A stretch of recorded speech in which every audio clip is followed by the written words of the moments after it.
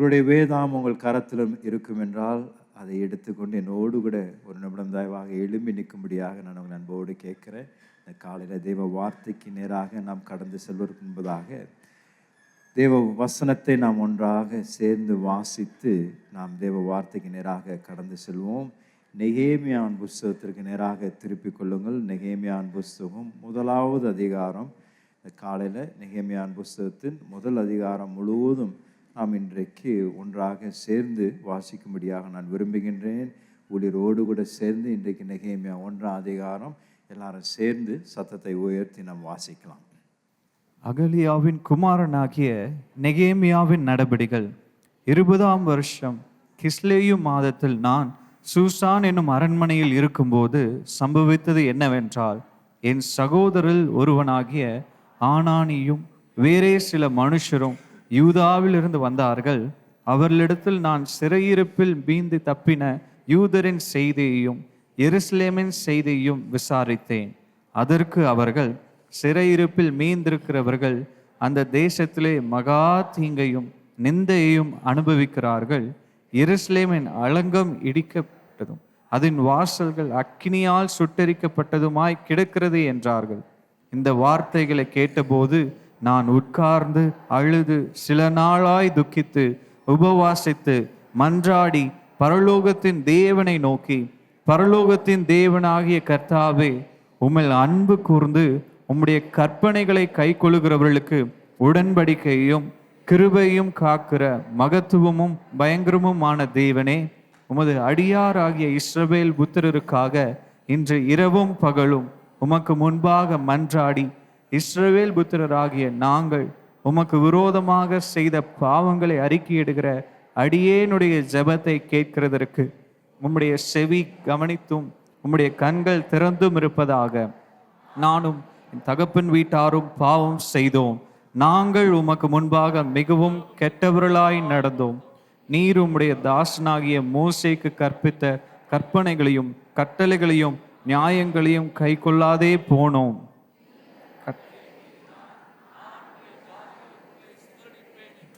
நீங்கள் என்னிடத்தில் திரும்பி என் கற்பனைகளை கை கொண்டு அவைகளின்படி செய்வீர்களானால் உங்களிலே தள்ளுண்டு போனவர்கள் வானத்தின் கடையாந்திரத்தில் இருந்தாலும் நான் அங்கே இருந்து அவர்களை சேர்த்து என் நாமம் விளங்கும்படி நான் தெரிந்து கொண்ட ஸ்தலத்துக்கு அவர்களை கொண்டு வருவேன் என்றும் தேவரீர் உம்முடைய தாசனாகிய மோசேக்கு கட்டளையிட்ட வார்த்தையை நினைத்தருளும். தேவரீர் உமது மகா வல்லமையினாலும் உமது பலத்த கரத்தினாலும் மீட்டு கொண்ட உமது அடியாரும் உமது ஜனங்களும் இவர்கள் தானே. ஆண்டவரே, உமது அடியானின் ஜெபத்தையும் உமது நாமத்துக்கு பயப்பட வேண்டும் என்று விரும்புகிற உமது அடியாரின் ஜெபத்தையும் உமது செவிகள் கவனித்திருப்பதாக. இன்றைக்கு உமது அடியானுக்கு காரியத்தை கைகூடி வரப்பண்ணி இந்த மனுஷனுக்கு முன்பாக எனக்கு இரக்கம் கிடைக்க பண்ணி அருளும் என்று பிரார்த்தித்தேன். நான் ராஜாவுக்கு பான பாத்திரக்காரனாயிருந்தேன். ஆமென். ஜெபிப்போம். அன்பின் பிதாவே, இந்த காலையில் உம்முடைய வார்த்தையை நாங்கள் தியானிக்கும் பொழுது எங்களுடைய ஆவிக்குரிய மனக்கண்களை திறந்துருங்க. இன்றைக்கு நீர் எங்களோடு கூட பேசக்கூடிய வார்த்தைகளுக்கு நாங்கள் செவி கொடுத்து இன்றைக்கு இந்த ஆராதனையில் வந்திருக்கின்ற ஒவ்வொருவரோடு கூட தனிப்பட்ட விதத்தில் பரிசுத்த ஆவியானவர் இடைப்பட்டு அவருடைய வாழ்க்கைக்கு தேவையான வார்த்தைகளையும் வழிநடத்தலையும் தாங்க நான் ஜெபிக்கிறேன். ஆண்டவரே, எங்களோடு கூட பேசுங்க.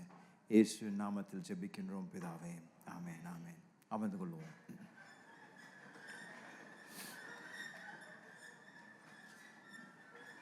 எனக்கு நெகேமியாவின் புஸ்தகம் ரொம்ப ஒரு பிடித்த ஒரு புஸ்தகம். அநேக நேரங்களில் தலைவர்களுக்கும் வேதாம கல்லூரியிலும் பல முறை போதித்த ஒரு அருமையான ஒரு புஸ்தகம். இதிலிருந்து அநேக அற்புதமான சத்தியங்களை என்னுடைய தனிப்பட்ட வாழ்க்கைக்கு பிரயோஜனமுள்ள தேவ சத்தியங்களை நான் கற்றுக்கொண்டிருக்கின்றேன். இன்றைக்கும் இந்த காலையில் இந்த முதல் அதிகாரத்தை நான் தியானிக்கும்படியாக விரும்புகின்றேன். அதுவும் முக்கியமாக நாம் சபையாராக ஒரு விசேஷித்த கட்டட அந்த வேலையை துவங்க இருக்கின்ற நாமும் நெகேமியாவுடைய நாட்களில் நடந்த இந்த சம்பவங்களும் நாம் நம்மளுடைய சபையில் நாம் எடுத்து வைக்கக்கூடிய இந்த விசுவாச படிகளுக்கும் கற்றுக்கொள்ள வேண்டிய அநேக சத்தியங்கள் இந்த புஸ்தகத்தில் அடங்கியுள்ளது. ஆகையால் நிச்சயமாகவே இந்த நாட்களில் இந்த புஸ்தகத்தில் காணப்படுகின்ற விலையேற பெற்ற சத்தியங்களை தியானிப்பது நம் எல்லாருக்கும் மிக பிரயோஜனமுள்ளதாக இருக்கும் என்று நான் விசுவாசிக்கின்றேன். இது வெறும் சபையின் கட்டுமான பணிக்கு மாத்திரமில்லை, நம்மளுடைய வாழ்க்கைக்கும். இன்றைக்கு இந்த வருடம் நம்மளுடைய சபைக்கு தேவன் தந்திருக்கின்ற வாக்குத்தத்தின்படி கட்டு வைக்கின்ற ஆண்டு என்று நாம் சொல்லும் பொழுது நம்மளுடைய தனிப்பட்ட வாழ்க்கையும் கட்டுவிக்கப்படுவதற்காக தேவ வார்த்தையிலிருந்து கற்றுக்கொள்ள வேண்டிய அநேக சத்தியங்கள் உண்டு. பழைய ஏற்பாட்டில் இருக்கக்கூடிய இந்த 39 புஸ்தகங்களில் 24 புஸ்தகங்கள் ஒரு குறிப்பிட்ட நபருடைய பெயர் அடங்கியுள்ள புஸ்தகமாக இருக்கின்றது. அப்படிப்பட்ட ஒரு புஸ்தகம்தான் நெகேமியாவின் புஸ்தகமாக இருக்கின்றது. ஒரு புஸ்தகமே ஒருவருடைய பெயரின் அடிப்படையில் எழுதப்படும் என்றால் அந்த நபர் ஒரு விசேஷித்த நபராக இருந்திருக்கணும். இல்லாவிட்டால் அவர் தேவனுக்காக ஒரு மிகப்பெரிய ஒரு காரியத்தை சாதித்த ஒரு மனிதனாக இருந்திருக்கணும். ஏனால் பழைய ஏற்பாட்டில் நாம் வாசிக்கும் பொழுது இந்த 24 புஸ்தகங்கள் இந்த குறிப்பிட்ட நபர்களை கொண்ட புஸ்தகங்களாக இருக்கும் பொழுது, நெகேமியாவுடைய புஸ்தகத்திற்கு நாம் வரும் பொழுது, நெகேமியாவுடைய வாழ்க்கையை நாம் வாசிக்கும் பொழுது நாம் கேட்கக்கூடிய கேள்வி, நெகேமியாவே அவருக்கென்றே ஏன் ஒரு புஸ்தகம் குறிக்கப்பட்டிருந்தது வேதாமத்தில்? அவருடைய வாழ்க்கை மிக அழகாக தெளிவாக தேவ வார்த்தை என்னென்னலாம் சம்பவித்தது என்று நீங்களும் நானும் கற்றுக்கொள்ளுகின்ற விதத்தில் தேவன் நமக்காக தம்முடைய வார்த்தையில இந்த சம்பவத்தை குறிப்பாக ஆண்டவர் எழுதியுள்ளார். நெகேமியாவுடைய வாழ்க்கையின் விசேஷம் என்ன? ஏன்னா நெகேமியாவை நீங்கள் சற்று கவனிக்கும் பொழுது அவன் ஒரு லேவியன் அல்ல, அவர் ஒரு லேவிய வம்சத்திலிருந்து வந்த ஒரு விசேஷித்த ஒரு மனிதனும் அல்ல. ஆனாலும் அவரை கொண்டு ஒரு முழு புஸ்தகத்தை 13 அதிகாரம் அடங்கியுள்ள ஒரு புஸ்தகத்தை நாம் வாசிக்கின்றோம் பழைய ஏற்பாட்டில். இந்த முதல் அதிகாரத்தில் நாம் பார்க்கும் பொழுது இந்த ராஜாவுக்கு ஒரு பான பாத்திரக்காரராய் தான் நெகேமியா இருந்தார். அப்படி என்றால் இது ஒரு முக்கியமான ஒரு பதவி தான், ஒரு முக்கியமான ஒரு வேலை பொறுப்பு, ஒரு ஸ்தானம் தான். ஒரு ராஜாவுக்கு ஒரு பான பாத்திரனாய் இருப்பது ஒரு சாதாரணமான ஒரு காரியம் இல்லை. அவர் ஒரு விசேஷித்த ஒரு பொறுப்பில் இருந்த ஒரு மனிதன். ஆனால் நெகேமியா ஒரு தீர்க்கதரிசி அல்ல, நெகேமியா ஒரு ஆசாரியர் அல்ல, நெகேமியா நான் சொன்னது போல ஒரு லேவிய வம்சத்திலிருந்து வந்த ஒரு மனிதனும் அல்ல. ஆனாலும் தேவன் நெகேமியா என்ற மனிதனை தெரிந்து கொண்டு அவனை பயன்படுத்தி இஸ்ரவேலில் அதுவரைக்கும் காணாத ஒரு எழுப்புதலுக்கு ஒரு காரணராக தேவன் நெகேமியாவை எழுப்புகின்றார். அப்படி என்றால் நெகேமியாவுக்குள் இருந்த அந்த விசேஷம் என்ன? என்னால் ஆண்டவர் தீர்க்கதரிசிகளை பயன்படுத்தி ஆசாரியர்களை பயன்படுத்தி இஸ்ரவேல் ஜனங்களை அநேக நேரத்தில் வழி நடத்தினார். ஆனால் இந்த புஸ்தகத்தில் நாம் வாசிக்கும் பொழுது ஒரு ராஜாவுக்கு பானபாத்திரராய் இருந்த ஒரு மனிதனை தேவன் பிரித்தெடுத்து அவனை இப்படிப்பட்ட ஒரு மகா பெரிய ஒரு எழுப்புதலுக்கு நெகேமியாவை ஒரு காரணராக நாம் இந்த புஸ்தகத்தில் நாம் பார்க்கிறோம். அப்படி என்றால் நான் இன்றைக்கு உங்களை பார்த்து சொல்றேன், நீங்கள் தான் ஒரு நெகேமியா. என்னங்க, நீங்கள் தான் ஒரு நெகேமியா. ஏனென்றால் ஆண்டவர் இப்படிப்பட்ட ஒரு பானபாத்திரக்காரரை பயன்படுத்தி ஒரு தீர்க்கதரிசி இல்லாத ஒரு மனிதன், ஒரு லேவிய வம்சத்தில் பிறக்காத ஒரு மனிதன், ஒரு யூதன் தான் அவன். ஒரு நல்ல குடும்பத்தில் பிறந்த ஒரு யூதன். அவன் ஒரு சாதாரண ஒரு வேலையில் அவன் பணி செய்து கொண்டிருந்தான். அவனை தேவன் பயன்படுத்தி இஸ்ரவேல் தேசத்தில் ஒரு மிகப்பெரிய ஒரு எழுப்புதலை கொண்டு வருவதற்கு தேவன் அவரை தெரிந்து கொள்வார் என்றால், இன்றைக்கு இந்த அரங்கத்தில் அமர்ந்திருக்கின்ற ஒவ்வொரு தேவ பிள்ளையும், நீங்கள் எந்த ஒரு இடத்தில் வேலை செய்து கொண்டிருந்தாலும், எப்படிப்பட்ட ஒரு வியாபாரத்தில் ஈடுபட்டிருந்தாலும், நீங்கள் தேவனுக்காக இந்த நாட்களுக்கென்றே குறிக்கப்பட்ட ஒரு நெகேமியா என்று நான் உங்களை பார்த்து சொல்கின்றேன். ஏன்னா தேவன் நெகேமியாவை பயன்படுத்தி இஸ்ரவேல் தேசத்தில் ஒரு மிகப்பெரிய ஒரு எழுப்புதலை கொண்டு வருவார் என்றால், இன்றைக்கும் இந்திய தேசத்திற்கு மிக தேவையான தேவ சந்திப்பை உங்களைப் போல நீங்கள் இருக்கின்ற ஸ்தலத்தில், நீங்கள் வேலை செய்து கொண்டிருக்கின்ற இடத்திலேயே தேவன் உங்களை தெரிந்து கொண்டு உங்களை இந்த தேசத்திற்கு ஒரு மிகப்பெரிய மிகப்பெரிய எழுப்புதலுக்கு ஒரு காரணராக தேவன் தெரிந்து கொள்ள அவரால் முடியும் ஐயா. நீங்கள் உங்களையே நெஞ்ச தட்டி சொல்லுங்க, நான் ஒரு நெகேமியா.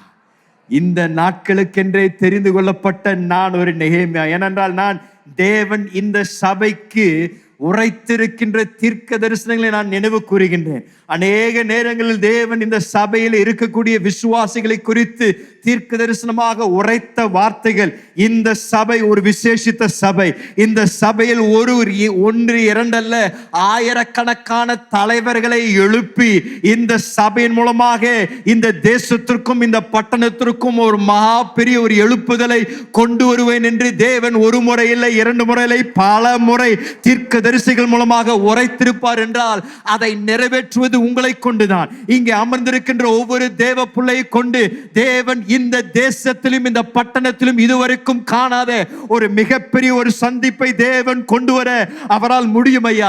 என்னுடைய விசுவாசம், ஆண்டவரே, எங்கள் சபையில் இப்படிப்பட்ட நெகேமியாவை எழுப்புங்க.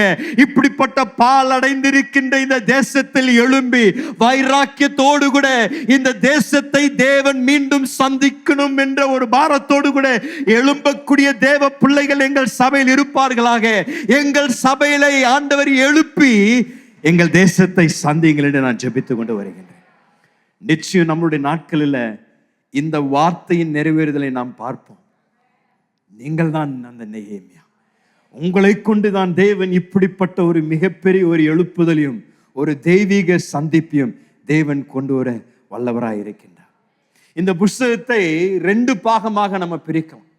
முதல் 4 அதிகாரங்கள் பாழாக கிடைந்த இந்த என்ன சொல்றது, அந்த மதலை மீண்டும் கட்டுவதை நம் குறித்து நாம் பார்க்கின்றோம் முதல் 4 அதிகாரத்தில்.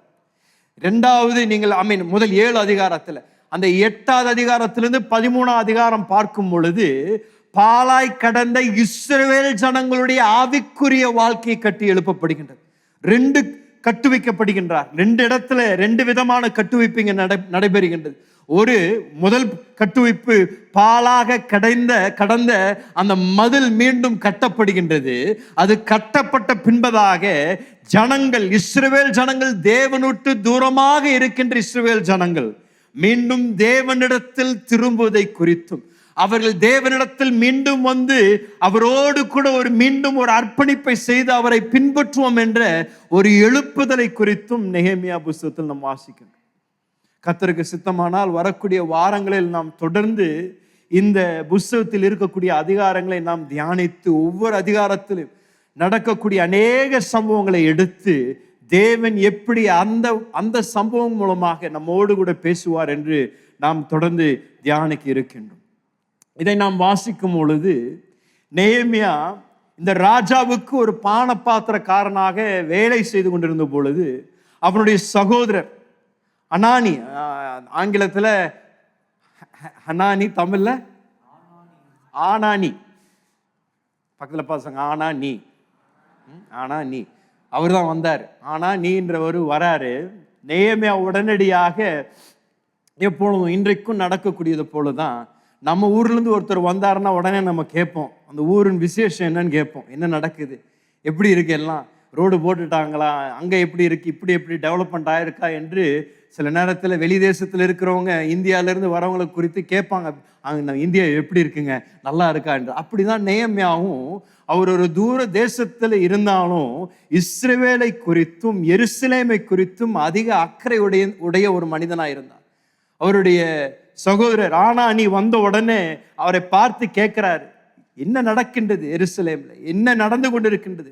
அவருக்கு எருசலேமுடைய நிலவரம் அறிந்திருந்தாலும் ஆனானியனுடைய வாயிலிருந்து இஸ்ரவேலுடைய அந்த நேரத்தில் சூழ்நிலைகளை குறித்து அவர் கேட்டவுடனே நெகேமியாவுடைய உள்ளம் உடைக்கப்படுகின்றது. இஸ்ரவேலை குறித்து ஒரு பாரம், எருசலேமுக்காக ஒரு பாரம் அவருக்குள் பிறப்பிக்கப்படுகின்றது. தேவனால் பயன்படுத்தப்படுகின்ற ஒரு பாத்திரத்திற்குள் காணப்பட வேண்டிய குணங்கள் தான் நெகேமியாவுடைய வாழ்க்கையில் நாம் பார்க்கின்றோம். இது 3 காரணங்களை நான் உங்களுக்கு முன்பதாக வைக்கிறேன். ஏன் ஆண்டவர் நெகேமியாவை தெரிந்து கொள்கின்றார், ஏன் இந்த பானபாத்திரக்காரனாக இருக்கின்ற நெகேமியாவை கொண்டு தேவன் இஸ்ரவேல் தேசத்தில் ஒரு மிகப்பெரிய சந்திப்பை கொண்டு வந்தார் என்பதற்கு 3 காரணங்களை நான் உங்களுக்கு முன்பதாக வைக்கும்படியாக விரும்புகின்றேன். முதலாவது, நாம் நெகேமியாவை பார்க்கும் பொழுது அவனுக்குள் ஜனங்கள் மேல் ஒரு மிகப்பெரிய ஒரு பாரம் உடையவராய் இருந்தார் நெகேமியா. ஜனங்கள் மேல் ஒரு பாரம் உடையவராய் இருந்தார் நெகேமியா. தேவனால் ஒருவர் பயன்படுத்தப்படணும் என்றால் தேவன் முதலாவது நம்முடைய வாழ்க்கையில செய்யக்கூடியது ஒரு பாரத்தை நம்மளுடைய இருதயத்தில் வைக்கிறார். எந்த ஒரு ஊழியத்தின் துவக்கமும் எந்த ஒரு ஊழியத்தின் செய்வதற்கு முன்பதாக நம்மளுடைய வாழ்க்கையில நடைபெறுகின்ற முதலாவது தேவ செயல் என்னவென்றால் அந்த ஒரு பாரத்தை நம்முடைய இருதயத்தில் தேவன் வைக்கின்றார். அநேக நேரத்தில் நம்மளுடைய வாழ்க்கையிலும் தேவன் ஒரு ஊழியத்தை நம் மூலமாக செய்வதற்கு முன்பதாக அந்த ஊழியத்தை குறித்து அந்த தேவையை குறித்து ஒரு பாரத்தை நம்முடைய இருதயத்தில் வைக்கின்றார். இங்க அப்படிதான் நடக்கின்றது. இந்த பாரம் நெகேமியாவை பிடித்துக் கொள்கின்றது. இஸ்ரவேலுடைய ஆவிக்குரிய நிலவரம், இஸ்ரவேலில் எருசலேமில் காணப்பட்டிருந்த அந்த சூழ்நிலை குறித்து அவர் கேட்டவுடனே அவருடைய இருதயம் அதற்காக பாரப்படுகின்றது. பாரப்படுவது மாத்திரமில்லை, இந்த 1வது அதிகாரம் 1வது வசனத்திலிருந்தும் 2வது அதிகாரம் 1வது வசனத்தில் வரைக்கும் நீங்க அந்த கால பிரிவை பார்க்கும் பொழுது எவ்வளவு நாட்கள் கடந்து சென்றது என்று நீங்கள் பார்த்தீர்கள் என்றால் அந்த 1வது அதிகாரம் 1வது வசனத்திலிருந்து 2வது அதிகாரம் 1வது வசனத்தில் வரைக்கும் 4 மாதங்கள் கடந்து செல்கின்றது. அப்படின்னா அவர் அந்த பிரச்சனையை கேட்ட உடனே அந்த சூழ்நிலையை கேட்ட உடனே அவருடைய இருதயம் உடைக்கப்படுகின்றது. உடைக்கப்பட்ட உடனே அவர் செய்யக்கூடிய முதலாவது காரியம் அதை கதறி தேவனுடைய பிரசனத்துல இவர் அழுது அதற்காக மன்றாடக்கூடிய ஒரு மனிதனாய் மாறுகின்றார். 4 மாதங்கள் எருசலேமுக்காகவும் எருசலேமின் மீண்டும் தேவனுடைய செயலை காணும் என்ற ஒரு பாரத்தோடு கூட நெகேமியா ஜெபிக்கின்ற ஒரு மனிதனாயிருக்கின்றார். அன்றைக்கு பாபிலோன் தேசத்தில் வாழ்ந்து கொண்டிருந்த அநேக மற்ற யூதர்களும் நெகேமியா கேட்டது போல் அவர்களும் கேட்டிருப்பார்கள். எருசலேமுடைய நிலவரத்தை குறித்து மற்ற யூதர்கள் கேட்டிருந்தாலும் அவர்கள் கேட்டும் கேட்காதது போல அவர்கள் தங்களுடைய வாழ்க்கையை தொடர்ந்து நடத்தி கொண்டு போயிருந்தார்கள். ஆனால் நெகேமியா அப்படி அல்ல.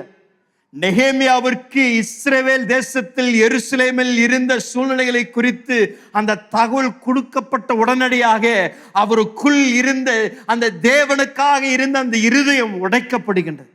ஐயோ, என்னுடைய ஜனங்கள் எங்களுடைய தேசத்தில் இப்படிப்பட்ட ஒரு நிலவரம் இருக்கக்கூடாது என்று அவருடைய இருதயம் மீண்டும் தேவனுடைய சந்திப்பிற்காக ஏங்கிக் கொண்டிருந்த ஒரு இருதயமாக இருந்ததை நாம் பார்க்கின்றோம். ஏதோ தேவை குறித்து கேட்கிறது மாத்திரமல்ல, அந்த தேவையை குறித்து நம்முடைய இருதயம் பாரப்படுகின்றதா? அதற்காக நாம் நொறுக்கப்படுகின்றோமா? இன்றைக்கு இந்த அருமையான காலை ஆராதனையில் உட்கார்ந்து இருக்கின்ற ஒவ்வொரு தேவ பிள்ளையும் நான் பார்த்து கேட்கக்கூடிய கேள்வி, நீங்கள் இந்த அருமையான இந்திய தேசத்தில் நாம் வசித்து கொண்டிருக்கின்றோம். இந்த இந்திய தேசத்தை நாம் சுற்றி பார்க்கும் பொழுது, இந்திய தேசத்தில் இப்பொழுது நடந்து கொண்டிருக்கின்ற சம்பவங்களை பார்க்கும் பொழுது, தேவ பிள்ளையா இருக்கின்ற நமக்கு இதெல்லாம் பார்த்து கொண்டு இருக்கும் பொழுது நம்முடைய இருதயம் உடைக்கப்படுகின்றதா? ஐயோ ஆண்டவரே, எங்க தேசத்தை சாந்திங்க. ஐயோ ஆண்டவரே, எங்க தேசத்திற்கு ஒரு ரட்சிப்பு வரணும். எங்க தேசத்துல இந்த இருள் இருந்தது போதும் ஐயா, எங்க தேசத்திற்கு தேவ ரட்சிப்பும் தேவனுடைய சேமமும் வரணும் என்று இருதயங்கள் கதறுகின்றதா?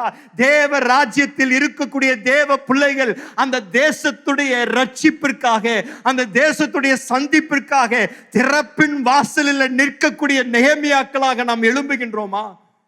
இல்லாவிட்டால் அன்றைக்கு பாபிலோன் தேசத்தில் இருந்த மற்ற யூதர்களைப் போல அது நடக்குது, இப்படி இருக்கின்றது, ஆனா இதை குறித்து நான் என்ன செய்ய முடியும் என்று நாம் சும்மா கரத்தை வானத்தில் வீசிட்டு நம்ம பாட்டுக்கு போகின்றோமா?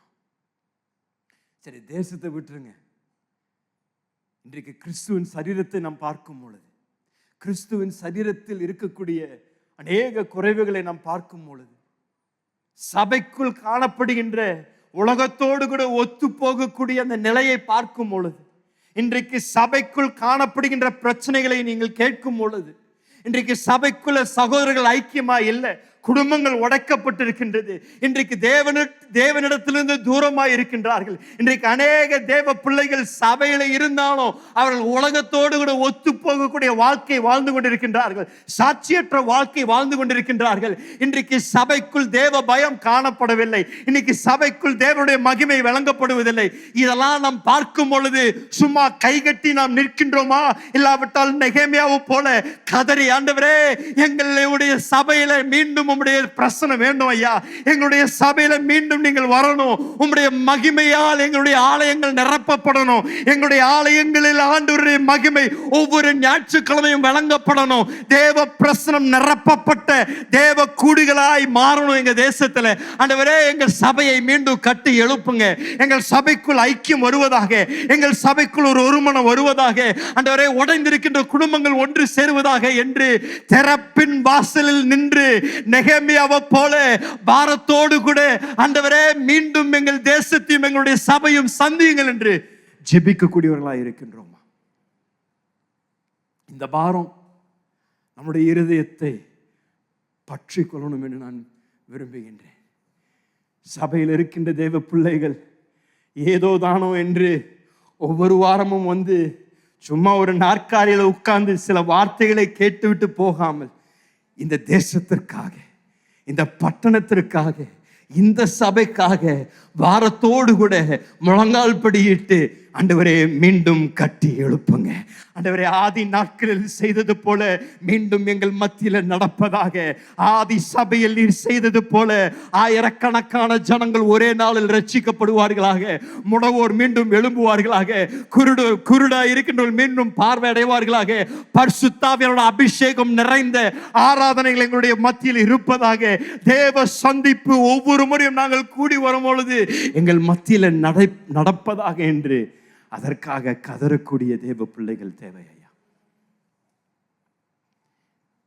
இந்த ஒரு பாரம், ஒரு மனதுருக்கம், அந்த தேவையை பார்க்கும் பொழுது, அந்த பிரச்சனையை பார்க்கும் பொழுது அதற்காக மனம் கசந்து அழுகக்கூடிய தேவ பிள்ளைகள் தேவை.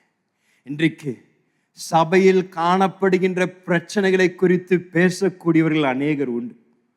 என்ன பிரச்சனை, என்ன மோசமா இருக்கின்றது, இவங்க எப்படி மோசமா இருக்கிறாங்க, அவங்க எப்படி மோசமா இருக்கிறாங்க, அவங்க இதை செய்யல, இதை அவங்க செய்யல என்று சொல்லுவதற்கு அநேகர் உண்டு. ஆனா அதை குறித்து ஜெபிப்பதற்கு இன்னும் ஆட்கள் இல்லை. ஆண்டவராகிய இயேசு ஊழியம் செய்த பொழுது மத்தேயு சுவிசேஷத்துல 9ஆம் அதிகாரம் 36ஆம் வசனத்திலிருந்து 38ஆம் வசனம் வரைக்கும் வாசிங்களேன். அவர் திரளான ஜனங்களை கண்ட பொழுது அவர்கள் மேய்ப்பனில்லாத ஆடுகளைப் போல தொய்ந்து போனவர்களும் சிதறப்பட்டவர்களுமாய் இருந்தபடியால் அவர்கள் மேல் மனதுருகி தம்முடைய சீஷர்களை நோக்கி, அறுப்பு மிகுதி, வேலையாட்களோ கொஞ்சம், ஆதலால் அறுப்புக்கு எஜமான் தமது அறுப்புக்கு வேலையாட்களை அனுப்பும்படி அவரை வேண்டிக் கொள்ளுங்கள் என்றார். அவனுடைய வார்த்தைங்க அழகாக தெளிவாக நமக்கு போதிக்கின்றது. இயேசு ஊழியம் செய்த பொழுது, இந்த மிகப்பெரிய தேவையை பார்த்த பொழுது அவருடைய இருதயம் மனதுருகி இந்த ஜனங்களுக்காக பாரப்பட்டு ஊழியத்தை செய்யக்கூடிய இரட்சகராக இருந்தார். அவர் சொன்னது, அறுவடையோ மிகுதி, ஆனா வேலை ஆட்கள் தான் இன்னும் வேணும், அதற்காக அவரிடத்துல வேண்டிக் கொள்ளுங்கள் என்று இயேசு அங்கே சீஷர்களை பார்த்து சொல்லுகின்றார். நெகேமியா எருசலேமின் அலங்கங்கள் பாழாய் கடந்ததை குறித்து ஆனானி இடத்திலிருந்து கேட்ட பொழுது அவருடைய முதல் பதில், நம்ம சில மேஷனை கூட்டிட்டு போயிடலாம், சில கான்ட்ராக்டரை கூட்டு போயிடலாம், செவிரிதான உடைஞ்சிருக்கு, உடனே நம்ம போய் அதை சரிப்படுத்திடலாம் என்று அந்த பிரச்சனைக்கு ஒரு இயற்கையின் தீர்வை கொடுக்கும்படியாக அவர் உடனடியாக செயல்படல. ஏன்னா அதான் நிலவரம். அவருக்கு கொடுக்கப்பட்டது, இந்த மதில் பாழாய் கிடக்கின்றது, 70 ஆண்டுகள் ஆய்விட்டது, அந்த தேவ ஆலயம் மீண்டும் கட்டப்பட்டிருக்கின்றது. ஆனால் அதை சுற்றி இருக்கின்ற மதில் கிட்டத்தட்ட 70 ஆண்டுகளாக அது பாழாய் கிடக்கின்றது. யார் அதை இன்னும் மீண்டும் கட்டலை என்று அந்த தகவல் கொடுக்கப்பட்ட உடனே நெகேமியா சுலபமாக சொல்லியிருக்காங்க, அதானே பிரச்சனை, நான் உடனே ஒரு 10 பேர் அனுப்பிடுறேன், ஒரு மேஷனும் ஒரு கான்ட்ராக்டர் அனுப்பிடுறேன், நாளைக்கே வந்து அவங்க சரிப்படுத்திடுவாங்க என்று அவர் சொல்லியிருக்காங்க. ஆனால் அவர் அதை சொல்லலை. நெகேமியாவுக்கு அந்த தேசத்தில் இருந்த அந்த நிலையின் மூல காரணத்தை அவர் அறிந்திருந்தார். ஏன் அந்த பிரச்சனை இருக்கின்றது, ஏன் எருசலேமில் இந்த மதில் பாழாய் கிடக்கின்றது என்றதற்கு காரணத்தை நெகேமியா அறிந்திருந்தார். நெகேமியா என்ன அறிந்திருந்தார்னா, இதற்கெல்லாம் காரணம் பாவம். இஸ்ரவேல் ஜனங்களுடைய வாழ்க்கையில் இருக்கக்கூடிய பாவம். அது நிமித்தம்தான் இன்றைக்கு இஸ்ரவேல் தேசத்தில் எருசலேமில் இப்படிப்பட்ட ஒரு நிலவரம் காணப்படுகின்றது என்று நெகேமியா அறிந்திருந்தார். வாசிங்களேன், முதல் அதிகாரத்துல 6ஆம் வசனமும் 7ஆம் வசனமும் வாசிங்களேன். உமது அடியாராகிய இஸ்ரவேல் புத்திரருக்காக இன்று இரவும் பகலும் உமக்கு முன்பாக மன்றாடி, இஸ்ரவேல் புத்திரராகிய நாங்கள் உமக்கு விரோதமாக செய்த பாவங்களை அறிக்கையிடுகிற அடியேனுடைய ஜெபத்தை கேட்கிறதற்கு உம்முடைய செவி கவனித்தும் உம்முடைய கண்கள் திறந்தும் இருப்பதாக. நானும் என் தகப்பன் வீட்டாரும் பாவம் செய்தோம். நாங்கள் உமக்கு முன்பாக மிகவும் கெட்டவர்களாய் நடந்தோம். நீர் உம்முடைய தாசனாகிய மோசேக்கு கற்பித்த கற்பனைகளையும் கட்டளைகளையும் நியாயங்களையும் கை கொள்ளாதே போனோம். இந்த உலகத்துல நாம் காணக்கூடிய எல்லா பிரச்சனைகளுக்கும் மூளை காரணம் பாவம். இந்த உலகத்துல நடைபெறுகின்ற யுத்தங்கள், தீவிரவாதிகளுடைய செயல்கள், அதனுடைய மூளை காரணம் பாவம். இன்றைக்கு அரசாங்கங்கள் ஊழல், பிரச்சனை, சமாதானமற்ற ஒரு சூழ்நிலை இருக்கும் என்றால் அதனுடைய மூளை காரணம் பாவம். இன்றைக்கு குடும்பங்கள்ல பிரிவினை, சண்டை, மனஸ்தாபங்கள், பிரச்சனைகள் இருப்பதற்கு மூளை காரணம் பாவம். இன்றைக்கு சமுதாயத்துல திருட்டு, கொலை, பிரச்சனைகளுக்கு மூளை காரணம் பாவம். இன்றைக்கு நீங்கள் சந்திக்கக்கூடிய எப்பேற்பட்ட பிரச்சனையா இருந்தாலும் அதோடைய வேர், அதோடைய மூளை காரணம் பாவம் தான் ஐயா. இன்றைக்கு நம்முடைய தேசத்தில் இந்த பாவத்தின் பிரச்சனைக்கு ஒரு தீர்வு கொடுத்தால் மாத்திரம்தான் இந்த தேசத்திற்கு ஒரு மாற்றம் ஏற்படும். நம்முடைய குடும்பங்களில் தேவ ஆசீர்வாதம் இருக்கணும் என்றால் அதற்கு இருக்கக்கூடிய மூளை காரணமாகிய பாவத்திற்கு ஒரு நிவாரணம் செலுத்தப்பட்டால் மாத்திரம்தான் அந்த குடும்பத்தில் ஒரு ஆசீர்வாதம் வரும். அந்த பிரிவினை மீண்டும் ஒன்றாக சேர்க்கப்படணும் என்றால் அந்த மூளை காரணமாகிய பாவத்திற்கு முதலாவது ஒரு உணர்வு வரணும். ஐயோ, எங்களுடைய வாழ்க்கையில் இருக்கக்கூடிய இந்த சாபத்திற்கு காரணம் பாவம். எங்க வாழ்க்கையில நாங்கள் சந்தித்து கொண்டிருக்கின்ற பிரச்சனைகளுக்கு காரணம் பாவம். அந்த பாவ உணர்வு வந்து எப்ப மனம் திரும்புதல் ஏற்படுகின்றதோ அப்பொழுதுதான் தேவ சந்திப்பிற்கு நீங்களும் நானும் நம்மை அந்த இடத்தில் ஸ்தானத்தில் நாம் நிற்க வைக்கின்றோம். நீங்கள் இந்த பிரச்சனைகளை உங்களுடைய சொந்த மூளையில, சொந்த யுத்தியில, சொந்த திறமையில தீர்க்க பார்த்தீர்கள் என்றால் அந்த பிரச்சனை மீண்டும் மீண்டும் தான் உங்கள் வாழ்க்கையில காணப்படும். இன்றைக்கு யார் வேணாலும் ஒரு தேசத்திற்கு ஒரு அதிபராய் மாறலாம். இன்றைக்கு அமெரிக்க தேசத்தின் ட்ரம்பா இருந்தாலும் சரி, யாரா இருந்தாலும் சரி, இந்த உலகத்தின் மிகப்பெரிய பிரச்சனைகளுக்கு தீர்வு கொண்டு வருவதற்கு அவருக்கு வல்லமை இல்லை, அவருக்கு எந்த விதத்திலும் யுக்தி இல்லை. இந்த உலகத்தில் இருக்கக்கூடிய இந்த பிரச்சனைகளுக்கு கொண்டு வரக்கூடிய தீர்வுக்கு ஒரே ஒரு வழி ஒன்று மாத்திரம்தான் இருக்கின்றது. அந்த பாவத்தை மீண்டும் சரி செய்யப்படணும். அந்த பாவம் உணர்வோடு கூட ஒரு மனம் திரும்புதல் ஏற்படும் பொழுதுதான் அந்த தேசத்திற்கு மீண்டும் தேவனுடைய ஆசீர்வாதமும் தேவனுடைய கிருபையும் தரப்படுகின்றது.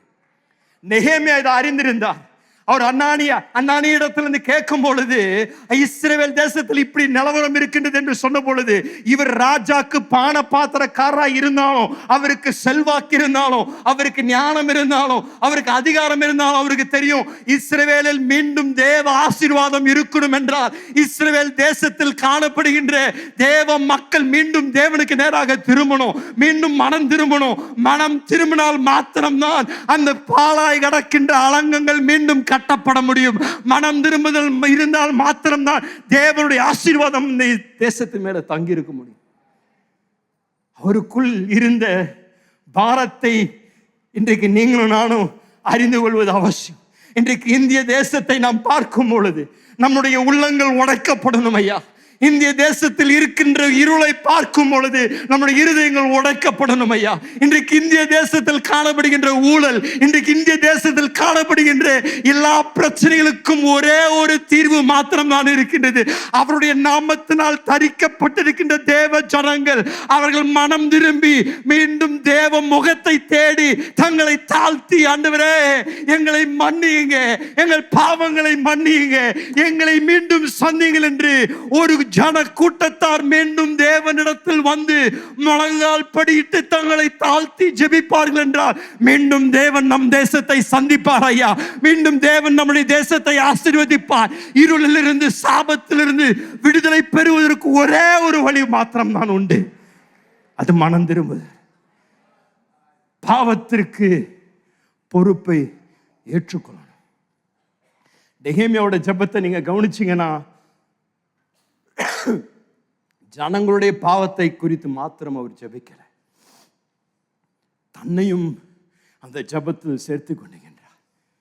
ஆண்டவரே, இஸ்ரவேல் ஜனங்கள் மாத்திரம் பாவம் செய்யல, நானும் தான் பாவம் செய்திருக்கேன், எனக்கும் தான் உம்முடைய பாவ மன்னிப்பு தேவை, என்னையும் தொடுங்க, என்னையும் மாற்றுங்க என்று தன்னை தேவ பாதத்தில் தன்னை ஒப்பு கொடுத்து அந்த மனம் திரும்புதல் ஜெபத்தை ஏதோ கையை நீட்டி அவங்க மாறணும், இவங்க மாறணும், இப்படி நடக்கணும் என்று சொல்லல. அவன் சொன்னது, ஐயா நான் மாறணும், எனக்குள்ள தேவ வாழ்க்கை எனக்குள் காணப்படணும், எனக்குள் தேவ சந்திப்பு வரணும் என்றால் நான் என்னை தாழ்த்தி, ஐயா எனக்குள் இருக்க கூடாதது, எனக்குள் இருக்கக்கூடிய அசுத்தங்களை என்னை விட்டு நீங்கள் எடுக்கணும் என்று அவன் ஜெபித்த நிமித்தம் அவனை தேவன் தெரிந்து கொண்டு அவனை கொண்டு தேவன் ஒரு சந்திப்பை ஏற்படுத்துகிறார். நெகேமியாவுக்குள் ஒரு பாரம், ஜனங்களுக்காக ஒரு பாரம், தேவ சந்திப்பிற்காக ஒரு பாரம். இன்றைக்கு நீங்களும் நானும் ஒரு புதிய கட்டடத்தை கட்டும்படியாக நாம் பிரயாசப்பட்டு கொண்டிருக்கின்றோம். ஏதோ இந்த அடுத்த கட்டடம் இந்த சபையின் மேன்மைக்காக அல்ல, இந்த அடுத்த கட்டடம் நாம் ஏதோ புகழ் பெறணும் என்றதற்காக அல்ல. நம்முடைய ஒரே ஜெபம், நம்முடைய ஒரே வாஞ்சை, நம்முடைய ஒரே பாரம், ஐயா அறுவடை மிகுதியா இருக்கின்றது, அந்த அறுவடையை சேர்த்துக் கொள்வதற்கு எங்களுக்கு இடம் வேணும் ஐயா, உம்முடைய ராஜ்யத்திற்காக அநேகர் சேர்க்கப்படணும் என்று அந்த ஒரு நோக்கத்திற்காக தான் ஒரு கட்டடத்தை கட்ட விரும்புகின்றோமே தவிர இந்த சபையின் பெயரோ புகழோ அதனுடைய மேன்மைக்காக அல்லையா. ஆண்டவருடைய ராஜ்யம் வரணும், அவருடைய சித்தம் நிறைவேறணும், இந்த பட்டணம் தேவனால் சந்திக்கப்படணும். இங்கே இருக்கின்ற ஏராளமான இருளில் இருக்கின்றவர்கள் அவர்கள் ஆச்சரிய ஒளிக்கு வரணும், அதற்காக எங்களை பயன்படுத்துங்கள் என்று அந்த ஒரு நோக்கத்திற்காக நான் விரும்புகிறேன். நெகேமியாவோட வாஞ்சியும் இதுதான். ஏதோ நான் போகணும், நான் பெரியவனாகணும் இல்லை, ஆண்டவரே உம்முடைய நாமம் மேன்மைப்படணும், உம்முடைய நாமம் உயர்த்தப்படணும். அவருடைய ஜெபத்தை கவனிச்சிங்கன்னா 5ஆம் வசனத்தில் அவருடைய கவனத்தை தேவனுக்கு நேராக திருப்புகின்றார். அவருடைய ஜெபத்தை தேவனுக்கு நேராக திருப்புகின்றார். பாவத்திலே மூழ்கி இல்லை, பாவ உணர்விலே மூழ்கி இல்லை, அந்த பாவ உணர்வு அவருக்குள்ள வந்த பின்பதாக அவருடைய கவனத்தை தேவனுக்கு நேராக திருப்பி அவர் ஜெபிக்கிறாரு. வாசிங்களேன். பரலோகத்தின் தேவனாகிய கர்த்தாவே, உம்மில் அன்பு கூர்ந்து உம்முடைய கற்பனைகளை கைக்கொள்ளுகிறவர்களுக்கு உடன்படிக்கையையும் கிருபையையும் காக்கிற மகத்துவமும் பயங்கரமுமான தேவனே. சொல்றாரு, நீர் பயங்கரமானவர், மகத்துவமானவர், உடன்படிக்கையை நிறைவேற்றுகின்ற தேவன். அதனால பாரத்தோடு கூட மீண்டும் இஸ்ரவேல் தேசத்தோடு கூட சந்தியுங்கள் என்று அவர் மன்றாடி திறப்பின் வாசலில் நிற்கக்கூடிய ஒரு அற்புத ஜெப வீரராக இருக்கின்றார். அவர் ஒரு தீர்க்கதரிசி அல்லையா, அவர் ஒரு லேவிய வம்சத்திலிருந்து வந்த ஒரு மனிதன் இல்லை.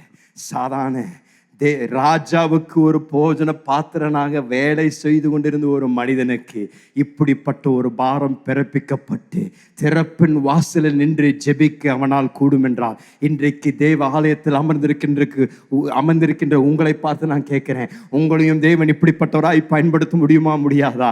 நீங்கள் வேலை ஸ்தலத்தில் இருந்து கொண்டே இந்த பட்டணத்தில் எப்படிப்பட்ட ஒரு வியாபாரத்தை நடத்தி கொண்டிருந்து நீங்கள் இருக்கிற இடங்களில் ஆண்டவருக்காக வைராக்கமாக எழும்பி, ஆண்டவரே மீண்டும் சந்தியுங்க, மீண்டும் ஒரு சந்திப்பு வருவதாக, ஒரு எழுப்புதல் எங்கள் தேசத்தில் வரணும் என்று தேசத்திற்காக ஜெபிக்கக்கூடிய பாரம் நிறைந்த நெகேமியாக்கள் தேவை.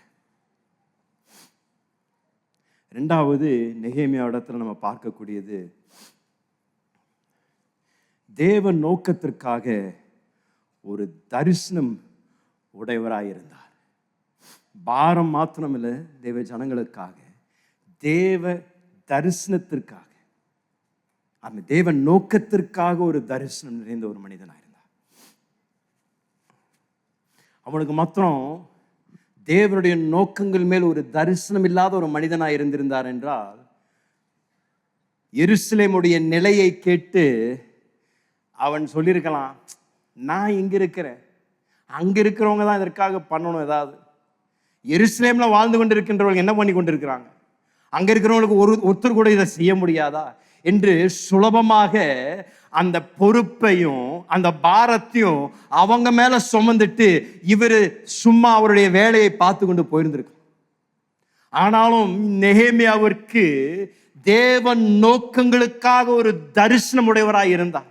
அவருடைய தரிசனம் என்ன?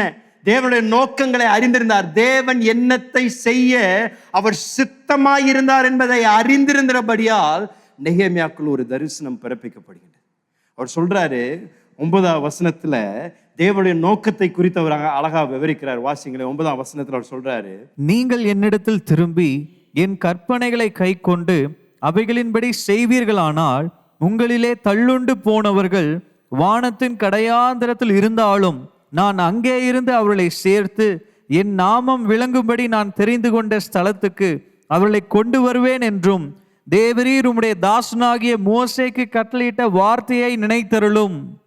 நெகேமியா சொல்றாரு, ஆண்டவரே உம்முடைய நோக்கம் என்ன என்று எனக்கு தெரியும். உம்முடைய நோக்கம் சிதறி இருக்கின்ற யூதர்கள், சிதறி இருக்கின்ற இஸ்ரவேல் ஜனங்கள் மீண்டும் ஒருங்கிணைக்கப்படணும்.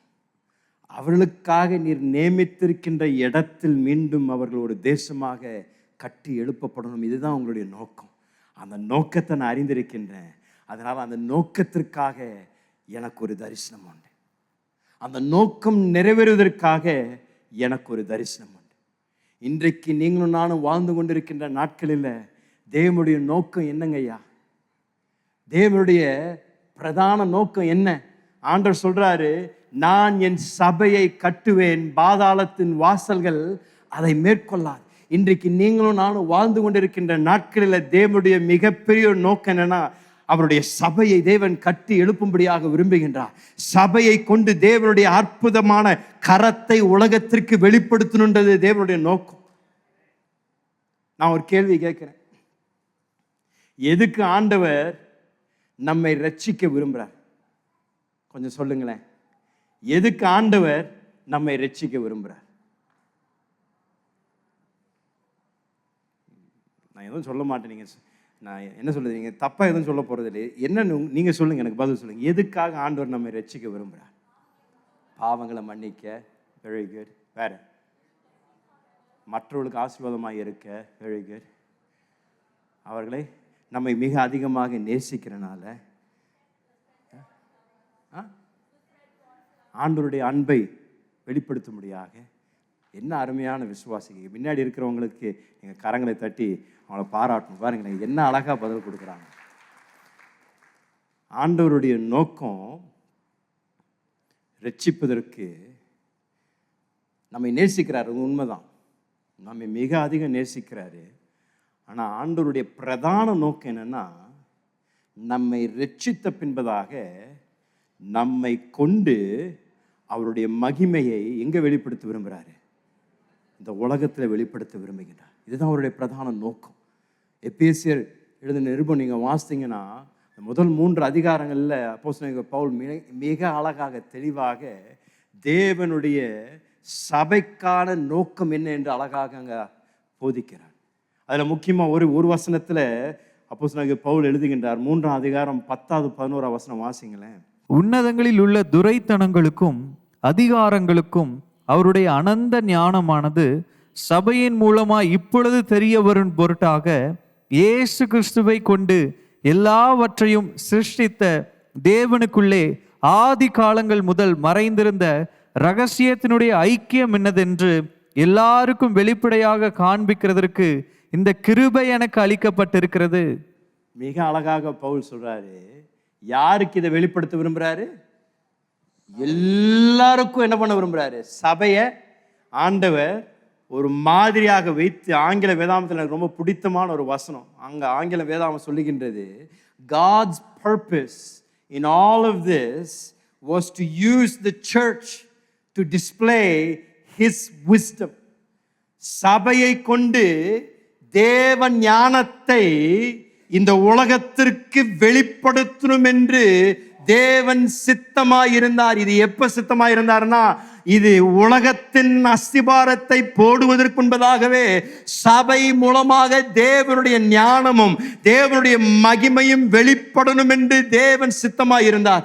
அப்படி என்றால் இன்றைக்கு நீங்களும் நானும் நெகேமியா போல தேவனுக்காக பயன்படுத்தப்படணும் என்றால் தேவனுடைய பிரதான நோக்கத்தை அறிந்து அந்த பிரதான நோக்கத்திற்காக ஒரு தரிசனம் உடையவராய் இருப்பது அவசியம் ஐயா. அப்படின்னா ஆண்டவரே, இன்றைக்கு என்னை கொண்டு எப்படியாவது உம்முடைய சபையை கட்டுங்க. என்னை கொண்டு எனக்குண்டான செல்வாக்கு, எனக்குண்டான அந்தஸ்து, எனக்குண்டான என்னவா இருந்தாலும் அது உம்முடைய ராஜ்யத்திற்காக, உம்முடைய சபை கட்டப்படுவதற்காக பயன்படுத்தப்படணும் என்ற ஒரு தரிசனம் எனக்கு தாங்கய்யா. என் வியாபாரத்தை பயன்படுத்துங்க, என் குடும்பத்தை பயன்படுத்துங்க, என் பலத்தை பயன்படுத்துங்க, என் தாளந்தை பயன்படுத்துங்க, என் புத்தியை பயன்படுத்துங்க. ஏதாவது என்னுடைய வாழ்க்கையிலிருந்து எடுத்து உம்முடைய நித்திய ராஜ்யமாகிய சபையை மூலமாக நீர் வெளிப்படுத்த இருக்கின்ற உம்முடைய ஞானத்திற்காக நான் பயன்படுத்தப்படணும் என்று எழும்பும் பொழுது நீங்களும் நான் ஒரு நெகேமியாவை மாறுகின்றோம் ஐயா. உங்களை கொண்டு தேவன் அவருடைய சபையை கட்டி இந்த தேசத்திலும் இந்த பட்டணத்திலும் அவருடைய மகிமையும் அவருடைய ஞானத்தையும் சபையின் மூலமாக விளங்க செய்வேன் என்று தேவன் சொல்கிறார். கடைசி நாட்களில் எல்லா பருவங்களை காட்டிலும் தேவனுடைய பர்வதம் மேலான ஒரு பர்வதமாயிருக்கும். அதை நோக்கி அநேகர் வரப்போகின்றார்கள். நான் உங்களை பார்த்து சொல்றேன், இன்றைக்கு நீங்களும் நானும் வாழ்ந்து கொண்டிருக்கின்ற நாட்கள் தீர்க்க தரிசனங்கள் நிறைவேறி கொண்டிருக்கின்ற நாட்கள். இதுவரைக்கும் காணாத ஒரு தேவ செயல், இதுவரைக்கும் காணாத தேவ மகிமை, இதுவரைக்கும் காணாத ஒரு தேவ அபிஷேகம், இதுவரைக்கும் காணாத தேவனுடைய அற்புதங்கள் இனி நீங்களும் நானும் இந்த தலைமுறையில் இந்த நாட்களை பார்க்க இருக்கிறோம் ஐயா. இதுவரைக்கும் காணாத ஒரு அறுவடை, இதுவரைக்கும் காணாத தேவனுடைய மகிமையான செயல்களை இன்றைக்கு நீங்களும் நானும் பார்க்க இருக்கின்ற நாட்களில் நான் உங்களை பார்த்து சொல்றேன், சும்மா உட்கார்ந்து கொண்டிருக்காதீங்க. நீங்கள் ஒரு நெகேமியாவாய் எழும்புங்க. அவருடைய பிரதான நோக்கத்தை அறிந்த பின்பதாக உங்களுக்கு உண்டானதை எல்லாவற்றையும் அவருடைய பாதத்தில் வைத்து, ஐயா எனக்கு ஒரே ஒரு வாழ்க்கை தான், அந்த வாழ்க்கை சீக்கிரம் கடந்து போய்விடும், ஆனால் உங்களுக்காகவும் உங்களுடைய ராஜ்யத்திற்காகவும் என்ன செய்யப்படுகின்றதோ அது மாத்திரம் தான் நித்தியத்தில் மதிப்புடையதாக இருக்கின்றபடியா நான் இன்றைக்கு என்னை தருகின்றேன், என் தாளந்தை தருகின்றேன், எனக்கு உண்டானதை தருகின்றேன், என் பிள்ளைகளை தர எடுத்துக்கோங்க. எப்படியாவது உம்முடைய பிரதான நோக்கம் என் மூலமாகவும் என் குடும்பத்தின் மூலமாகவும் இந்த தேசத்தில் நிறைவேற்றப்படணும் என்று தரிசனத்தோடு கூட எழும்பக்கூடியவர்களை தேவன் ஒரு நெகேமியாவாக எடுத்து பயன்படுத்த.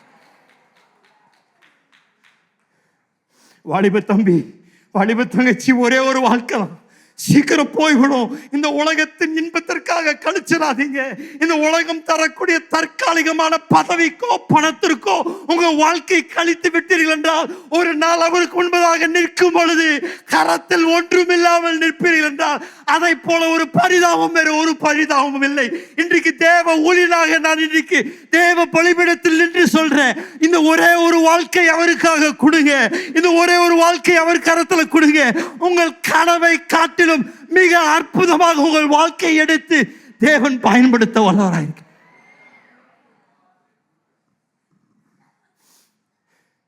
அந்த வாஞ்சை இன்னைக்கு காணும் சபையில். அந்த வைராக்கியம் இன்றைக்கு காணும் சபையில். இன்றைக்கு உலகத்தோடு கூட ஒத்து போய் கொண்டிருக்கின்ற அன்றைக்கு எருசலேம் அந்த பாலாய் கடந்த அந்த மதில் எதற்கு அடையாளம் என்றால், இஸ்ரவேல் ஜனங்கள் பிரித்தெடுக்கப்பட்டவர்கள். இஸ்ரவேல் ஜனங்களை தேவன் தெரிந்து கொண்டதற்கு நோக்கம் ஜாதிகளுக்கும் தேசங்களுக்கும் அவருடைய மகிமை விளங்க பண்ணுவதற்காக சிறு ஜாதியாக இருந்த இஸ்ரவேலை தேவன் தெரிந்து கொண்டார். ஆனால் உலகத்தையும் தேவ ஜனத்தையும் பிரித்து வைக்க வேண்டிய அந்த மதில் அன்றைக்கு பாலாய் கடந்ததையா. இன்றைக்கு சபையிலும் அதே மாதிரிதான். உலகத்திலிருந்து பிரித்தெடுக்கப்பட்டவர்கள், எக்லீசியா அழைக்கப்பட்டவர்கள், இருளிலிருந்து அழைக்கப்பட்டவர்கள். ஆனால் இன்றைக்கு நீங்கள் நானும் வாழக்கூடிய வாழ்க்கை ஒத்து போகக்கூடிய வாழ்க்கையாக இருக்கின்றது. உலகத்தோடு கூட ஒத்து போகின்றோம்.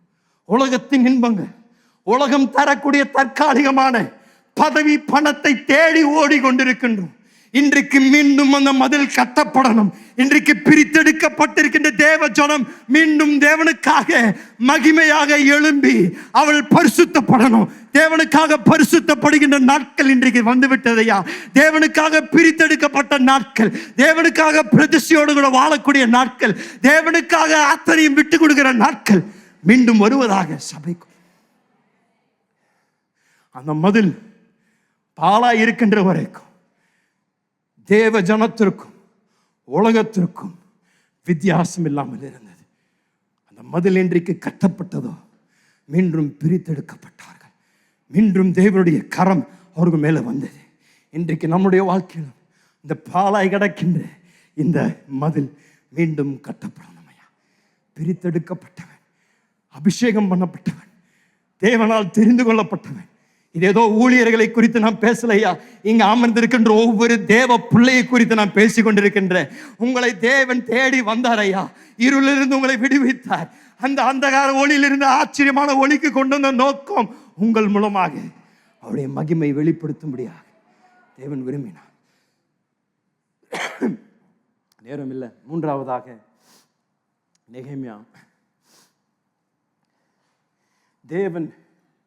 தேவனுடைய நோக்கத்தை நிறைவேற்ற வைராக்கியமுடையவராக இருந்தார். தேவன் நோக்கத்தை நிறைவேற்ற வைராக்கியமுடையவராக இருந்தார்.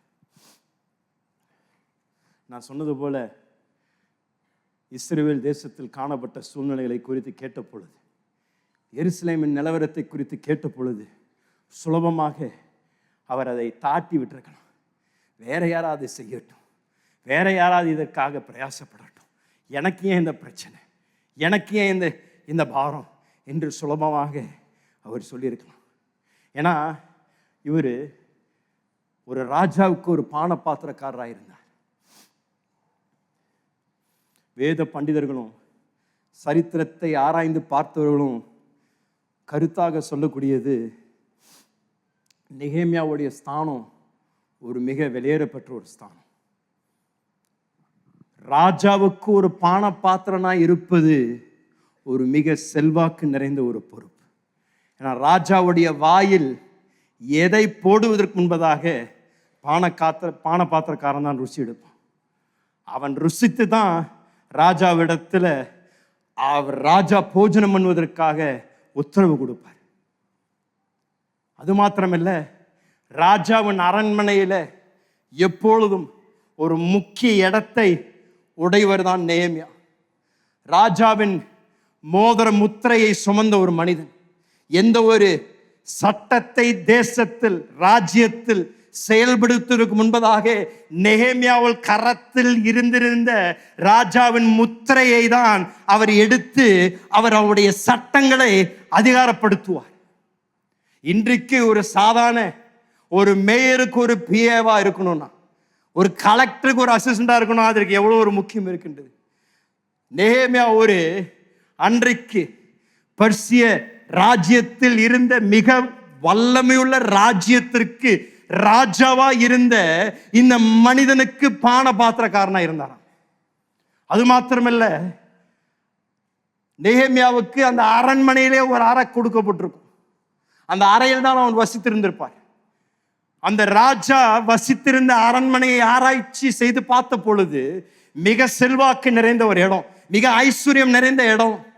தங்கம் வெள்ளி, சாலமோனுடைய ராஜ்யத்தை போல இந்த பெர்சிய ராஜ்யத்தின் அரண்மனை மிக பிரமாண்டமாய் இருந்தது. அவர் வெளியே கால் எடுத்து வைத்தார் என்றால் எல்லாரும் அவருக்கு சலாம் போடுவாங்க. அவர் எங்கே பர்சியால போனாலும் எழுந்து நிற்பாங்க. ஏன்? இவர் ராஜாவுக்கு பான பாத்திரக்காரன். ராஜா இவனிடத்துல ஆலோசனையை கேட்பார். ராஜா இவனிடத்துல சும்மா உட்கார்ந்து பேசுவார். ராஜா இவனுக்கு முகம் கொடுத்து நேரம் கொடுத்து சும்மா இருக்கிற நேரத்துல பேசக்கூடிய இவன் சாதாரண மனிதன் இல்ல. இவனுக்கு அதிக வல்லமையும் செல்வாக்கும் பதவி இருந்த மனிதன். பர்சிய ராஜ்யத்தில் மிக முக்கியமான பதவியுடைய ஒரு மனிதன் நெகேமியா. ஆனாலும் அன்னானி என்ற இந்த மனிதன் சகோதரர் வந்த பொழுது இஸ்ரவேலின் நிலையை குறித்தவன் அறிந்தவுடனே பவுலை போல அவனுக்கு உண்டானதெல்லாம் குப்பை என்று எண்ணி அவனுடைய செல்வாக்கு, அவனுடைய பதவி, அவனுடைய பணம், அவனுடைய அதிகாரம் என்னவா இருந்தாலும் அதெல்லாம் நஷ்டம் என்று அவன் எண்ணி அவனுடைய ஒரே ஒரு வைராக்கியம், மீண்டும் தேவ ராஜ்யம் கட்டப்படணும் என்ற ஒரு மிகப்பெரிய வைராக்கியத்தோடு கூட அவனுடைய பதவியை விட்டு, அவனுடைய அதிகாரத்தை விட்டு, அவனுக்கு கொடுக்கப்பட்டிருந்த சொகுசான வாழ்க்கையை விட்டு தேவன் நோக்கத்திற்காக, அதனுடைய நிறைவேறுதலுக்காக தரிசனத்தோடு கூட அர்ப்பணிக்கப்பட்ட மனிதன் தான் நெகேமியா. நீங்கள் ஒரு நெகேமியா. இந்த நாட்களில் உங்களை தேவன் ஒரு நெகேமியாவாக எழுப்புவாராக. இந்த ராஜ்யத்தில், இந்த தேசத்தில் வரக்கூடிய நாட்களில் நெகேமியாவுடைய வாழ்க்கையை நாம் பற்றி வாசிக்கும் பொழுது, நெகேமியா அவனுடைய சொகுசான வாழ்க்கையை விட்டுட்டு தேவன் நோக்கத்திற்காக தன்னை அர்ப்பணித்து அவன் படியெடுத்து வைக்கிறான். அவன் படியெடுத்து வைத்த உடனே 2வது அதிகாரத்திலிருந்து நெகேமியா போன இடமெல்லாம் அவனுக்கு வெற்றி. அவன் பேசின எல்லாரும் அவனுக்கு பணிந்து குனிந்தார்கள். அவன் உடனடியாக எல்லாவற்றையும் செய்தான் என்று எழுதியிருந்தால் ரொம்ப பொருத்தமாக இருந்திருக்கும். அந்த நெகேமியாவின் புஸ்தகம் 2 அதிகாரத்திலே முடிஞ்சிருக்கும்.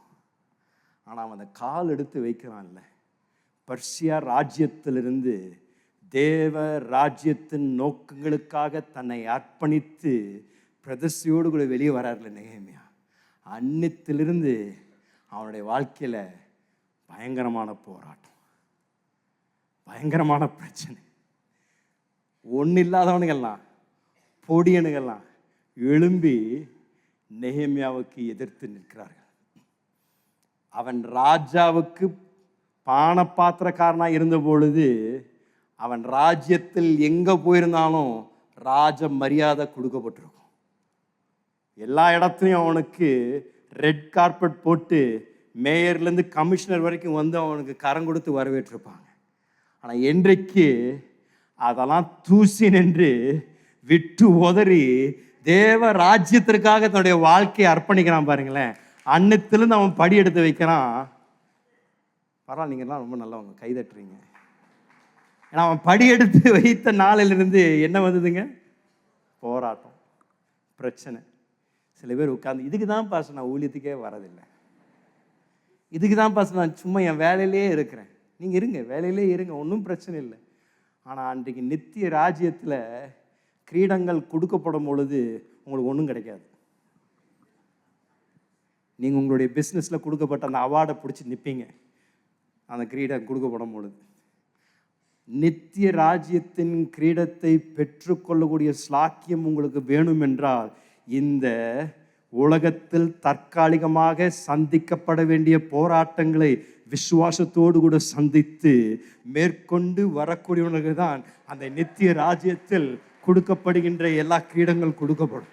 ஆனால் இன்றைக்கு தற்காலிகமான சுகத்தை தேடி நிரந்தரமான அந்த அற்புதமான கிரீடத்தை இழந்துடாதீங்க.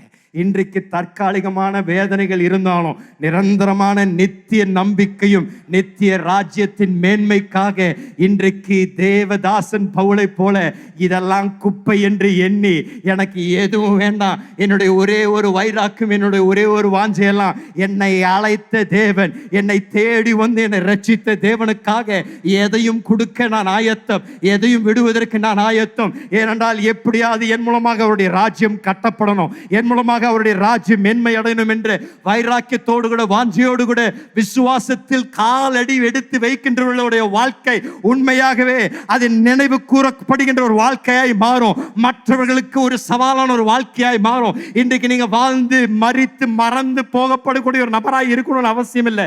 நீங்கள் வாழக்கூடிய வாழ்க்கை ஒரு அர்த்தம் நிறைந்த வாழ்க்கையாக இருந்து மற்ற தலைமுறைகளுக்கு சவால் நிறைந்த ஒரு விசுவாச வாழ்க்கை வாழும்படியாக ஒவ்வொரு தேவ பிள்ளையும் தீர்மானத்தை எடுக்க நான் உங்களை இந்த காலையில உற்சாகப்படுத்துகிறேன். ஒரே ஒரு வாழ்க்கை தான், அது சீக்கிரம் கடந்து போய்விடும். அவருக்காக செய்யக்கூடிய காரியங்கள் மாத்திரம்தான் நிலை நிற்கும். ஒரே ஒரு வாழ்க்கை தான், அது சீக்கிரம் மறக்கப்படும். ஆனால் அவருக்காக செய்யப்படுகின்ற ஒரே ஒரு வாழ்க்கையில் அவருக்காக செய்யப்படுகின்ற காரியங்கள் மாத்திரம்தான் நினைவு கூறப்படும். ஐயா, நெகேமியா ஜனங்களுக்காக ஒரு பாரம் நிறைந்த ஒரு மனிதன், தேவ நோக்கத்திற்காக ஒரு தரிசனம் உடையவன். அதற்காக வைராக்கியமாக தன்னுடைய சொகுசையும் தன்னுடைய பதவியும் தன்னுடைய அந்தஸ்தையும் விட்டு விட்டு தேவனுக்காக எழும்பி ஓடின மனிதன். அதனால தான் இன்றைக்கு நீங்களும் நானும் நெகேமியாவுடைய வாழ்க்கை நமக்கு ஒரு முன்மாதிரியாக வைத்து படித்து கொண்டிருக்கின்றோம். என்னுடைய ஜெபம், ஆண்டவரே, எங்களுடைய சபையில் இருக்கின்ற விசுவாசிகளை நெகேமியாக்களாக எழுப்புங்க. இந்த நாட்களில் ஆண்டவரே மதில்களை கட்டக்கூடிய நெகேமியாக்கள் எழும்புவார்களாக. பாழாய் கடந்திருக்கின்ற வாழ்க்கைகளை கட்டக்கூடிய நெகேமியாக்களை எழுப்புங்க ஆண்டவரே. ஆண்டவரே, தேவனுக்காக எல்லாவற்றையும் விட்டு கொடுத்து ஓடக்கூடிய நெகேமியாக்கள் எழுப்பப்படுவார்களாக. தேவ ராஜ்யத்திற்காக அநேகரை எழுப்புங்கள் நான் ஜெபிக்கிறேன். கர்த்தர் உங்களோடு கூட இந்த காலையில் பேசியிருப்பாருன்னு நான் நிச்சயம் விசுவாசிக்கிறேன். எழுமினலுங்க தேவ பிரசனத்தில் உங்களோடு கூட நான் ஜெபிக்கும்படியாக விரும்புகின்றேன். நெகேமியோட வாழ்க்கை இன்றைக்கும் நமக்கு ஒரு சவாலான ஒரு வாழ்க்கையாக இருக்கின்றது, ஒரு மாதிரியான வாழ்க்கையாக இருக்கின்றது. அவன் சொகுசான ஒரு இடத்துல பதவியில் இருந்தாலும் அந்த இஸ்ரவேல் தேசத்தில் எருசலேமுடைய நிலவரத்தை கேட்ட உடனே மனம் கசந்து அழுகின்றான். ஆண்டவருடைய பாரம் அவனுடைய பாரமாக மாற்றி, ஆண்டவரே மீண்டும் உங்கள் தேசத்தை சந்திங்க, மீண்டும் உங்கள் ஜனக்கூட்டத்தை ஒன்று சேருங்கள் என்று பாரத்தோடு கூட ஜெபிக்க அவன் துவங்கின பொழுது ஆண்டவர் பார்க்குறாரு, உன்னைதான் நான் தேடிட்டு இருந்தேன் நெகேமியா, உனக்குள் இருக்கின்ற பாரத்தை நான் கொண்டு உன்னை இந்த தேசத்தின் எழுப்புதலுக்கு ஒரு மிக முக்கிய நபராக நான் பயன்படுத்த விரும்புகிறேன் என்று தீர்க்கதரிசி இல்லாத ஒரு மனிதனை, லேவிய வம்சத்தில் இல்லாத ஒரு மனிதனை, ஒரு யூதனை தேவன் எடுத்து ஒரு தீர்க்கதரிசியை காட்டிலும் ஒரு ஆசாரியனை காட்டிலும் மிகப்பெரிய ஒரு எழுப்புதலுக்கு காரணராக நெகேமியாவை பயன்படுத்தினார். நெகேமியாவை தேவன் பயன்படுத்தக்கூடும் என்றால் இன்றைக்கு இந்த ஆலயத்தில் நின்று கொண்டிருக்கின்ற உங்கள் ஒவ்வொருவரையும் தேவன் பயன்படுத்தக்கூடும். ஐயா, உங்களை அவருடைய நித்திய ராஜ்யத்திற்காக நோக்கங்களுக்காக பயன்படுத்த முடியும். கரங்களை உயர்த்தி ஒரு நிமிடம் ஒரு அர்ப்பணிப்பின் ஜெபத்தை இந்த காலையில் செய்துவிட்டு நாம் கடந்து போவோம். கரங்களை உயர்த்தி கேளுங்க, ஆண்டவரே, இந்த வாழ்க்கை உமக்காக, என்னுடைய சுவாசம் உமக்காக, என்னுடைய பலன் உங்களுக்காக, எனக்குள்ள உண்டான ஐஸ்வர்யம் உங்களுக்காக, எனக்கு உண்டானது எல்லாம் உங்களுடைய பாதத்தில் வைக்கிறாண்டவரே. எல்லாம் உங்கள் கரத்துலேருந்து தானே நான் பெற்றுக்கொண்டேன், மீண்டும் உங்கள் கரத்தில் நான் கொடுத்துட்றேன். என் வாழ்க்கையை எடுங்க, என் வாழ்க்கையை எடுங்க, பயன்படுத்துங்க. வாலிப தம்பி, வாலிப தங்கச்சி, இந்த காலையில் உங்களோடு கூட பேசி கொண்டிருக்கின்றார். இந்த வாழ்க்கையை நீங்கள் சும்மா கடத்தி விடாதீர்கள். உலகம் தேடுகின்ற இன்பத்தை போல நீங்களும் தேடி உங்கள் வாழ்க்கையை இழந்துடாதீங்க. இந்த காலையில் தேவ பிரசனத்தில் அர்ப்பணிங்க, அர்ப்பணிங்க. ஆண்டவரே, நான் எங்கிருந்தாலும் என்ன செய்து கொண்டிருந்தாலும் அது உமக்காக மாறணும் ஆண்டவரே. உமக்காக உம்முடைய ராஜ்யத்திற்காக என் பலன் பயன்படுத்தப்படணும் ஆண்டவரே. என்னுடைய வாழ்க்கை உமக்காக பயன்படுத்தப்படணும் ஆண்டவரே. எங்க சபையாக எங்களை பிரித்தெடுங்க, சபையாக எங்களை பிரித்தெடுங்க. இந்த பட்டணத்திற்கு தேவ ஒளி வெளியாக, இந்த பட்டணத்திற்கு தேவனுடைய மகிமையை கொண்டு வரக்கூடிய சபையாக எங்களை எழுப்புங்க ஆண்டவரே. தேவ வல்லமை எங்கள் மத்தியில் இந்த காலையில ஆண்டவரே வெளிப்படுத்துங்க. நான் ஜெபிக்கிறேன், எங்கள் வாழ்க்கையின் மூலமாக தேவ வல்லமை வெளிப்படுத்தப்படுவதாக. ஆண்டவரே, நாங்கள் செய்யக்கூடிய வேலைகள் மூலமாக தேவ வல்லமை வெளிப்படுத்தப்படுவதாக. இந்த காலையில ஒவ்வொருவரையும் அபிஷேகப்படுத்துங்க, ஒவ்வொருவரையும் அபிஷேகப்படுத்துங்க. எங்களுடைய வாழ்க்கை எங்களுக்காக நாங்கள் வாழாமல் தேவ நித்திய நோக்கங்களுக்காக வாழ எங்களை நாங்கள் அர்ப்பணிக்கின்றோம் ஆண்டவரே. எங்களை நான் அர்ப்பணிக்கின்றோம். இந்த காலையில எடுங்க, எங்க வாழ்க்கையை எடுத்துருங்க, எடுத்து உங்களுக்காக பயன்படுத்துங்க, உங்க ராஜ்யத்திற்காக பயன்படுத்துங்க ஆண்டவரே. பிரித்தெடுக்கப்பட்ட அநேகர் இந்த காலையில ஒப்பு கொடுப்பார்களாக. உம்முடைய கரத்துல நாங்கள் எங்களை தருகின்ற ஆண்டவரே. எங்களை எடுத்து உம்முடைய நித்திய ராஜ்யத்தை கட்ட பயன்படுத்துங்க ஆண்டவரே.